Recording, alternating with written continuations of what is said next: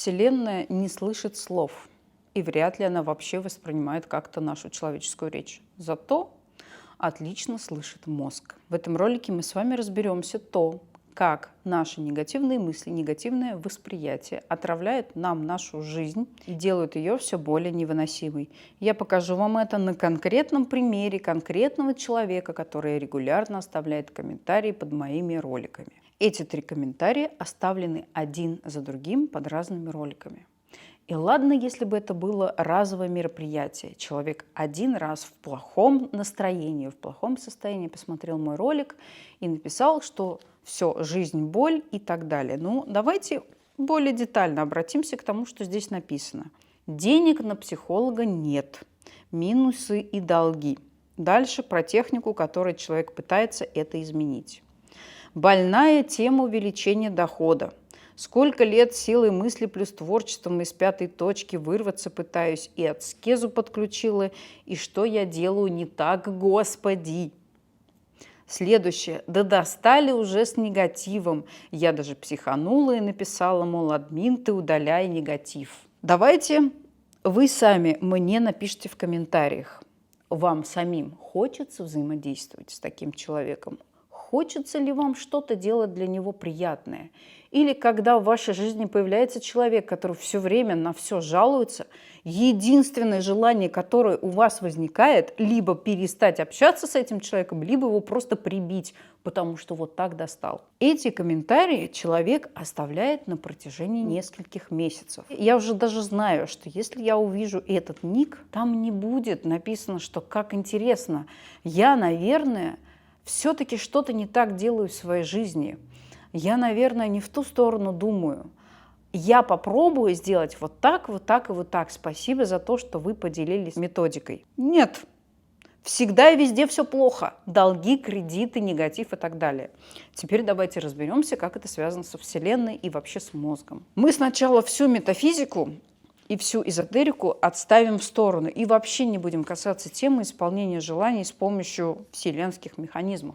Мы просто посмотрим на наш мозг, что он делает и как он делает. Когда вы провозглашаете вслух, что в вашей жизни все идет не так, что происходит с вами?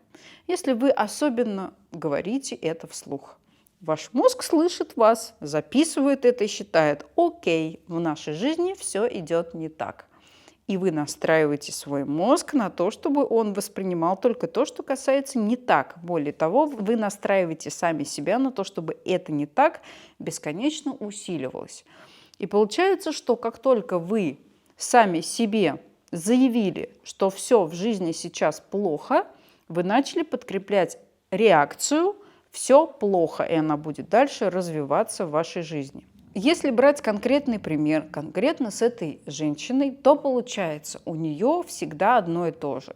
Долги и кредиты, творчество не работает, потому что никто не хочет покупать ее работы, кругом один сплошной негатив, все плохо и вообще жизнь боль, и так изо дня в день.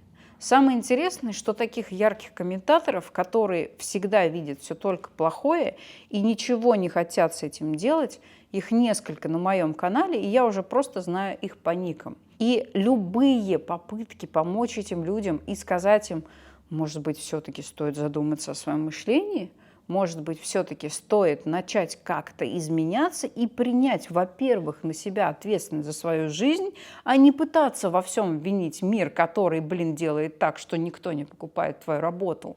Нет. Именно эти рекомендации такие люди полностью игнорируют, потому что тогда придется взять на себя ответственность за свою жизнь и признать, что то, что в ней происходит, это результат их собственных выборов, их собственных действий. Вангую, что и под этим роликом появятся комментарии, которые будут выглядеть так. Вот вы говорите, что мы сами все выбираем, и все те сложности и неприятности, которые с нами происходят, и это зависит только от нас.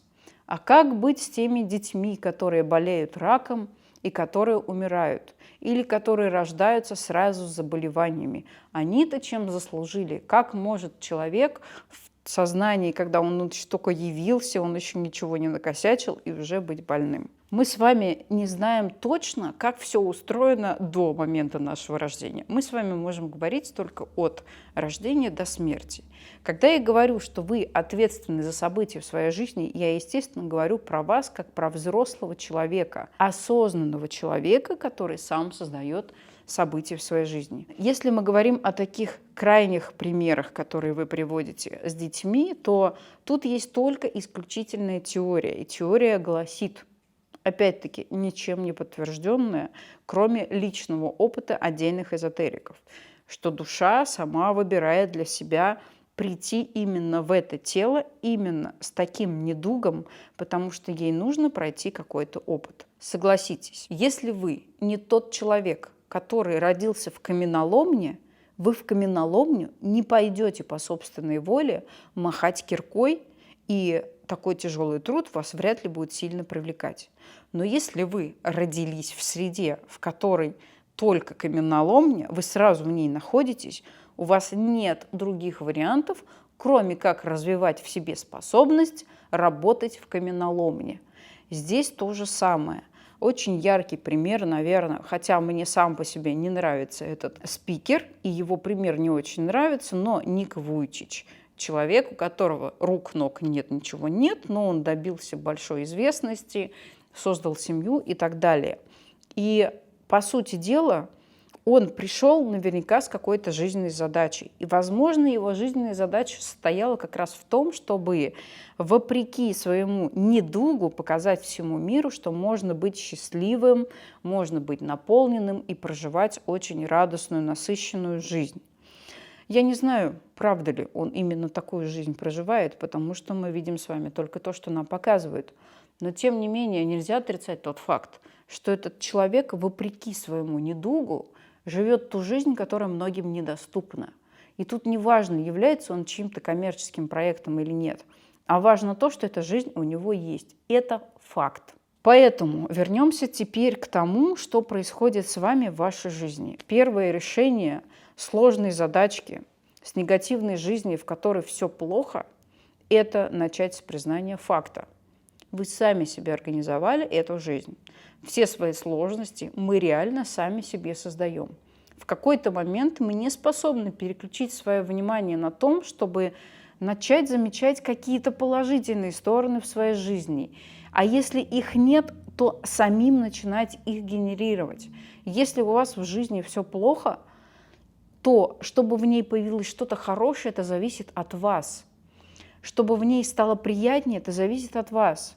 И если вы живете в страшно убитой квартире, и вам не нравится в ней жить, чтобы что-то поменять, вы можете в этой квартире очень хорошо прибраться для начала и как минимум для себя почувствовать комфорт от того, что в ней стало чисто.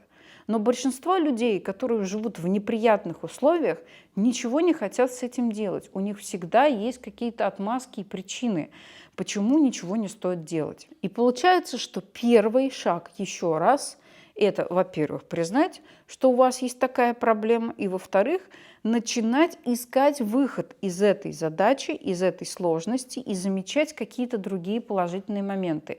А если этих моментов нет, то создавать их самостоятельно. Чем больше положительных моментов вы создаете, тем больше вы становитесь человеком, уверенным в себе, потому что ваш мозг знает, это я сделал сам, это я сделал сам, и это я сделал сам, и я вижу результаты своей работы. И это, кстати говоря, то, что есть и в моем первом челлендже, и в продолженном челлендже.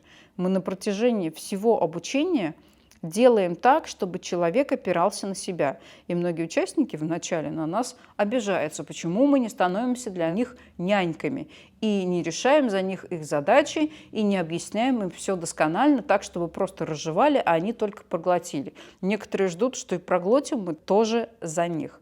Мы не идем на поводу у таких людей и говорим о том, что у вас всегда должна быть опора на себя. Как вы можете ее создать, если вы все время полагаетесь на то, что вас будет поддерживать кто-то в вашей жизни или кто-то будет ответственен за вашу жизнь? Поэтому, если мы говорим о том, как вообще выстроен весь контент на моем канале, работа в челлендже и то, что я рекомендую людям, которые ко мне обращаются, выстраивать опору на себя. А опора на себя всегда начинается с ответственности. Вы понимаете, что это ваша жизнь, вы ее создали такой, какая она есть, и в ваших силах эту жизнь изменить. Непреодолимых условий не бывает. Единственное непреодолимое условие – это когда вы умерли. Вот тогда действительно ничего нельзя изменить. Но когда вы живы, даже если у вас нет ручек или ножек, как у Ника Вуйчича, вы точно можете многого в своей жизни добиться. Это очень сильно зависит от вас. Теперь перейдем немножко к тому, что мы можем отнести к эзотерике. Сразу скажу, многие начинают сразу писать про то, что квантовый наблюдатель и так далее. Предлагаю вам все-таки посмотреть хотя бы лекции Самихатова, чтобы разобраться с тем, кто такой этот квантовый наблюдатель. Нигде ни в одном опыте не присутствует сознание. Это вполне конкретный прибор, который находится внутри очень ограниченного пространства и, самое главное, квантового уровня. Квантовый уровень и уровень мира, в котором мы живем, кардинально отличаются. И если мы говорим о квантовых эффектах в этом мире, то их пока что очень мало. Мы можем говорить про Солнце, опять направляю вас посмотреть Семихатова. Мы можем говорить про какие-то отдельные квантовые эффекты в микротрубочках в мозге, потому что есть одно исследование, которое это показало. Но других подтверждений, что мы действительно каким-то образом продуцируем через наблюдение выбор реальности, нету. Квантовый наблюдатель – это пока что только миф. И к реальной науке, к квантовой физике это не имеет никакого отношения.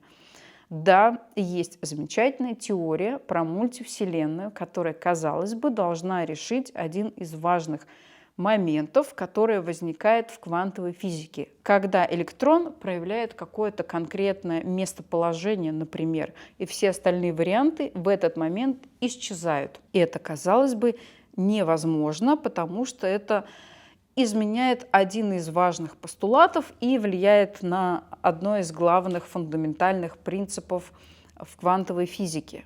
Но есть вот как будто бы объяснение этому, что происходит разветвление реальностей, и в одной реальности, которую мы наблюдаем, проявилось именно это, а в другой реальности, которую мы не можем никаким образом наблюдать, потому что она находится за пределами нашего восприятия, проявилось другое. И, грубо говоря, есть я экспериментатор, и есть мой котик Шрёдингера, и я осознаю тот вариант, в котором котик остался жив, а другая я, другой экспериментатор в параллельной вселенной, осознаю вариант, в котором котик, к сожалению, умер.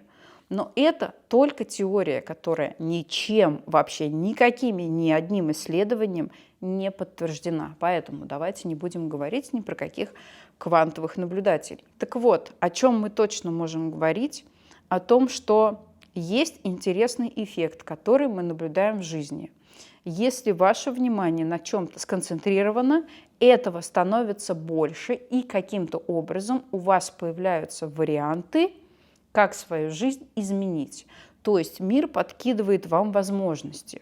Например, если вы настроены на то, чтобы написать книжку, и у вас достаточно сильное намерение на то, чтобы появился издатель, то в какой-то момент вдруг вам пишет издатель. Ваша книжка, возможно, размещена на каком-нибудь ресурсе, типа, по-моему, называется Автор.ру. И издатель обращает на вас внимание и говорит: а давайте я вашу книжку опубликую.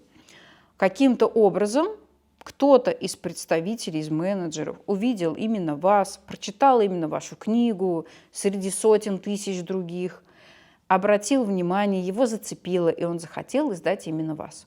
У этого как раз нет логического объяснения, и непонятно, как мозг это все создал. Но есть факт. Вы совершали действие в сторону того, чтобы ваша книжка была издана. Ну, вы как минимум ее написали и начали что-то выкладывать в сеть. Есть второй факт. Каким-то образом представитель издательства вас увидел и заинтересовался. Есть третий факт. Он вам предложил вашу книжку опубликовать. Как это все происходит на уровне Вселенной, мы не знаем. И давайте на этом остановимся и не будем сюда пытаться притянуть какие-то объяснения, которых пока нет. Вот просто это как-то так работает. Важно, чтобы вы понимали, что это напрямую связано с вашим вниманием и вашим настроем. Если вы считаете, что у вас денег на психолога нет, долги, кредиты и так далее, все плохо, вы будете получать долги, кредиты, денег нет и все плохо. И этого в вашей жизни будет становиться все больше и больше. Потому что, во-первых, есть ядра ретикулярной формации, которые просто так работают, что настраивают ваш мозг на восприятие вполне конкретных вещей. В данном случае нехватки. И, во-вторых, есть какой-то вселенский механизм, который именно это в вашей жизни и воплощает. И самое главное – это начать видеть эти сценарии, у себя их видеть. Как это делать, меня спрашивают часто в том же самом челлендже, хотя в челлендже они сами вылезают, и тут спецусилия какие-то прикладывать не надо. Вы просто ставите своему мозгу задачу обращать внимание, когда я реагирую как улитка, как креветка, когда во мне запускается программа, которую я не хочу запускать, когда я, например, негативно реагирую. И как только вы четко дадите задачу своему мозгу, он начнет это делать, он начнет это реализовывать, и вы начнете замечать свои программы. Что с ними делать дальше? Сначала вы их будете только видеть и не успевать отреагировать. С течением времени, при росте осознанности и должной замотивированности, вы начнете эти программы тормозить до того, как они запустятся. Вы будете понимать, ага, вот сейчас меня мой начальник пытается вывести на реакцию, на привычную реакцию, а я этого делать не буду. И вы говорите «нет», спокойно реагируете и уходите заниматься своими делами. Ваш начальник также в ступоре, потому что такого с ним еще не было, и, возможно, кстати, ваши отношения с ним очень сильно после этого поменяются. Но самое важное, что поменяетесь вы, потому что вы перестанете сливать свою жизнь, свои силы и энергии туда, в эти негативные сценарии. И постепенно, с течением времени, вы увидите, что ваша жизнь начала меняться к лучшему. Но для этого вам нужно начать хотя бы с чего-то одного. Хотя бы один раз в день замечать какие-то положительные события в своей жизни. Хотя бы чему-то радоваться.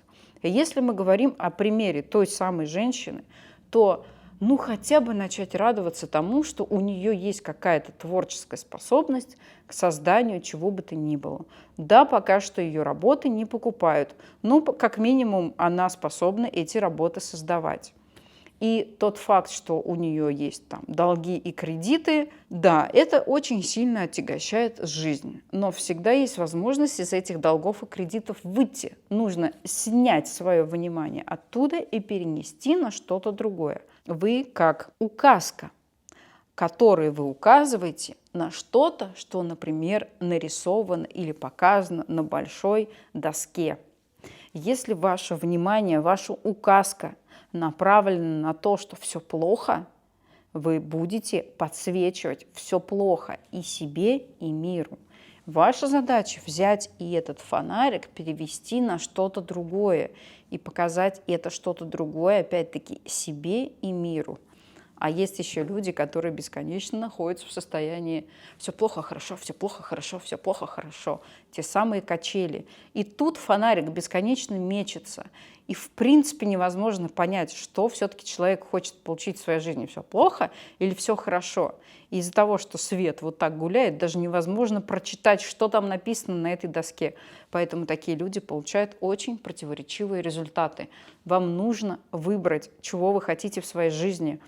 И да, просто не будет, потому что серьезные перемены в жизни сами собой не случаются. Они происходят, когда вы меняете что-то в своей голове.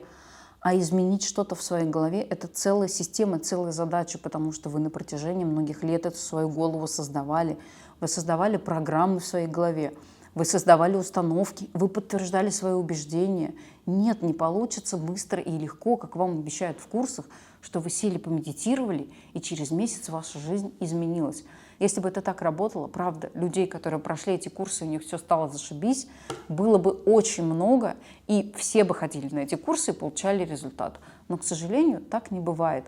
Все, что приводит вас к крутым результатам, требует от вас вложения усилий. Пожалуйста, подумайте об этом и понаблюдайте за собой, понаблюдайте за тем, когда ваша жизнь кардинально менялась.